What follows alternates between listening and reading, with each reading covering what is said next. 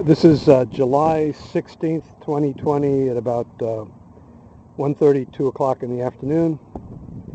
This is the UCO mainline pump PVC line that goes from the pump house on the canal. It goes due east and under Glencoe Street and across to other associations. There's also I think it's either a 2.5 or 3-inch line on the top here. What's happened is when FPL damaged the storm drain, it sank the whole ground. They replaced it, but the ground has settled, and the new pipe that was put in fractured away from the old pipe at a T-valve. There must be a T that goes from the 4 or 6-inch line on the bottom up to the 2.5 or 3-inch line that distributes to the zone valves along Glencoe Street.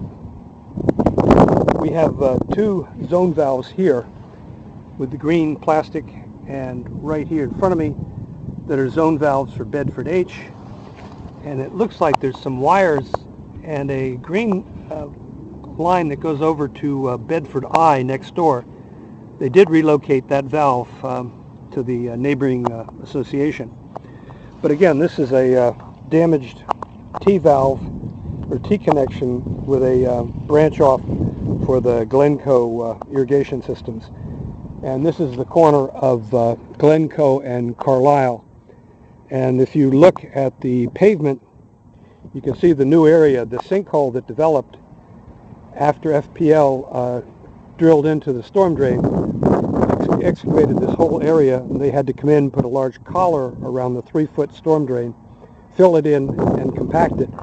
But I think what's happened is, as the ground has settled differently from the original ground from when the association or Century Village was built, and that caused the difference in height of the large pipe, which caused it to crack. Again, it's July 16th, 2020.